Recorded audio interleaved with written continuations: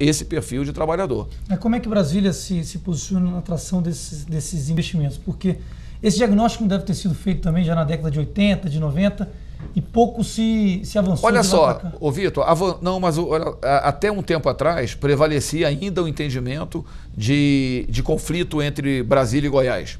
Né? Havia uma disputa na atração de investimentos. E hoje já a gente percebe, já há algum tempo, percebemos um clima. Pela primeira vez, no ano passado, pelo IBRASE, eu prestei uma consultoria à Federação das Indústrias de Brasília e, discutindo com o presidente da Fibra, eu defendia que deveríamos fazer, a proposta do IBRASE era formular uma política industrial para o Distrito Federal. E defendemos que fosse uma política industrial para o Distrito Federal e para a área metropolitana. Né? E, na verdade, a gente estava defendendo uma política industrial para uma região de uma outra unidade da federação, sobre a qual, inclusive, a Fibra não tem jurisdição nenhuma, porque lá está dentro da Federação das Indústrias de Goiás. Né? E, surpreendentemente, a direção da Fibra aceitou o argumento, porque o entendimento é esse, está maduro na sociedade de Brasília. Não tem como se planejar o Distrito Federal sem planejar conjuntamente essa área metropolitana. E não havendo uma competição entre um estado e outro. O que acontece é que nas outras áreas metropolitanas, os municípios da periferia metropolitana são da mesma unidade da federação. Em São Paulo, o município da capital do núcleo, São Paulo, é da mesma unidade da federação, que São Bernardo, Guarulhos, Osasco. O mesmo no Rio de Janeiro, né? Rio de Janeiro com Nova Iguaçu, Niterói, Caxias. Aqui não, aqui tem essa peculiaridade. Né? A nossa periferia metropolitana está numa outra unidade da federação. Né? Mas é uma questão que tem que ser superada, né? Porque as relações são as mesmas, os fluxos são os mesmos. Né? No transporte público, por exemplo, as pessoas vêm para cá como se estivessem na mesma cidade. Né? Ninguém sai de Novo Gama e entra no plano... Mora em Brasília, né? Todo mundo mora em Brasília, trabalha, os filhos, às vezes traz os filhos, bota na escola no Gama e vem para o plano piloto ou vai para o CIA. Então é uma única unidade, né? É um único mercado de trabalho, um único mercado de consumo, e isso tem que ser superado. Temos que encontrar uma instância gestora dessa área que possa dar conta, né, da situação que de fato existe. Né, Tem algum número que mostre a relação de empregos no centro de Brasília? Porque há realmente uma ida e vinda do centro de Brasília, eu falo o plano piloto, muito grande, né? Essa pesquisa digital por amostra de domicílio, né, estamos realizando, temos o compromisso de até o final do ano realizar nas 30 regiões, é um esforço muito grande. Né? Desde fevereiro já começamos a divulgar essas pesquisas, hoje inclusive divulgamos mais uma, Riacho Fundo, já é a 7ª. Daqui a 15 dias vamos divulgar Samambaia, mais 15 dias Taguatinga, e no segundo semestre vamos intensificar e divulgar a cada semana. As pesquisas apontam exatamente isso, uma alta concentração ainda do emprego na RA1 Brasília, né, o plano piloto, por conta da concentração do serviço público principalmente.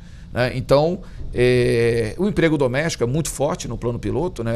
Então tem todas essas características que concorrem para que haja, inclusive com uma repercussão muito ruim no trânsito, né? Porque tudo flui para Brasília. Né? Na hora de pico de manhã, todo mundo vindo. E depois, exatamente. Todo mundo voltando, o que então, se perde aí 2, 3, 4 horas por dia. Claro, é um absurdo. E a estratégia é exatamente promover o desenvolvimento nessas, não só nas demais regiões administrativas, como nesses municípios periféricos de Goiás, para que esse processo ele possa ser revertido.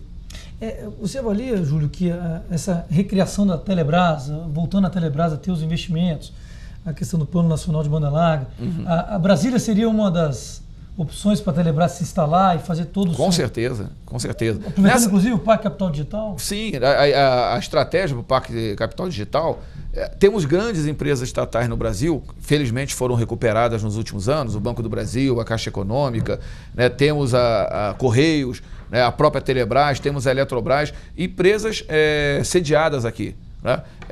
O próprio BNDES, que tem sede em Brasília, mas tem um peso grande aqui. Então temos grandes empresas públicas. Né? E na verdade, o Parque Capital Digital ele pode ser a oportunidade, né, dessas empresas públicas desenvolverem toda a sua área de tecnologia da informação, toda a sua atividade, né, de tecnologia da informação nesse local. Né? Isso tem um encadeamento para frente em termos de fomento empresas na área de insumos, né, de componentes, de prestação de serviço fenomenal. Né? Brasília pode se constituir numa verdadeira capital da tecnologia da informação do Brasil, né, concorrendo em condições iguais com São Paulo, que é hoje o grande polo. Né? Então é uma oportunidade que estamos perdendo, né, e que tem essa possibilidade e tem uma estratégia para isso, e a gente está na expectativa de que isso realmente, né, se viabilize. Nós estamos conversando hoje com o Júlio Miragaia, diretor de gestão de informações da Codeplan, aqui do GDF. Júlio, eu queria que você falasse um pouquinho, na sua avaliação, há uma diferença entre atrair investimento de grandes multinacionais ou se fazer um investimento estatal, que você falou agora, ou até valorizando principalmente a empresa nacional. Porque a multinacional vem com uma mão de obra relativamente barata, né, que ela vai aproveitar, e a evasão de lucros, a remessa de lucros para o exterior, agora como a gente está vendo nesse ano, é muito grande. Qual que é a estratégia que seria melhor? Atrair os dois, nacional e internacional?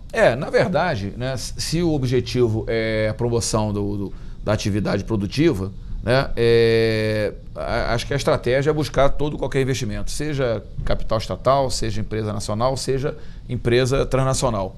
Né?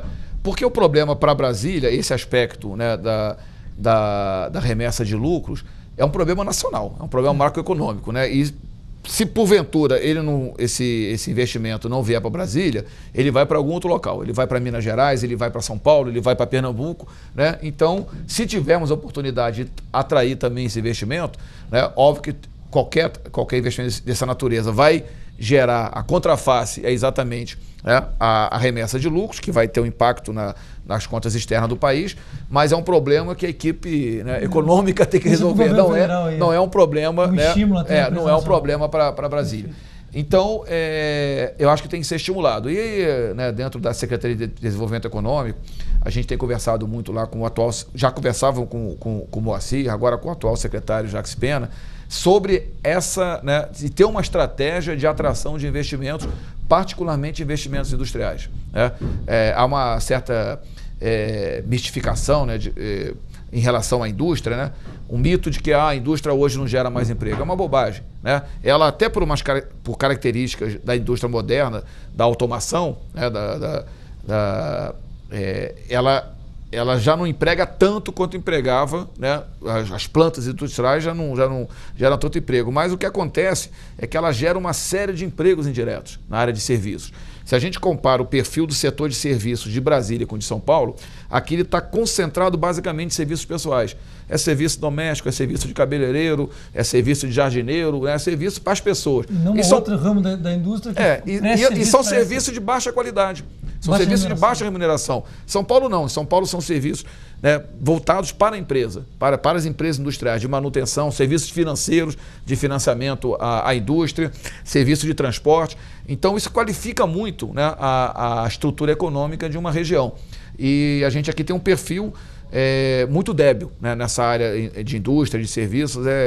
E essa distância entre a remuneração do serviço público, setor público e setor privado, é exatamente em função disso. Às vezes a gente fala assim, a debilidade do setor industrial, o pessoal lá da Federação da Indústria não gosta muito, né? Porque está chamando o nosso setor de débil, mas a verdade é que né? Não é que a gente queira caracterizar assim, é porque é um setor débil, um setor fraco dentro da estrutura econômica. O peso, enquanto a média nacional, o setor industrial é em torno de 25% a 30%, aqui é pouco mais de 4%.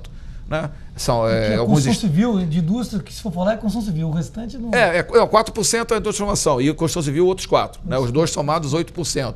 Mas, eu digo assim, nacionalmente, só transformação é de 25%. Né? Aqui é 6 vezes menor. Mas, Júlio, quando a gente fala em também desenvolver isso que você está chamando de região metropolitana, ou seja, os municípios mais próximos aqui de Brasília, nós estamos falando que tipo de indústria? Porque nós estamos agora atraindo aí um polo farmacêutico importante na região sul de Brasília. Que outros tipos de indústria que nós poderíamos atrair e com que carta de produtos você pode oferecer? Por exemplo, Brasília está localizada geograficamente em uma posição muito importante. Pois essa é uma questão fundamental, porque não adianta simplesmente oferecer, por exemplo, incentivos fiscais.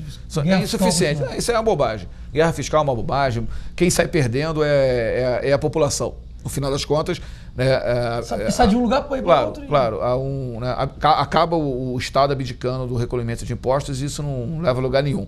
O que precisa é oferecer condições objetivas para a atração desses investimentos. Por exemplo, mão de obra qualificada, não temos.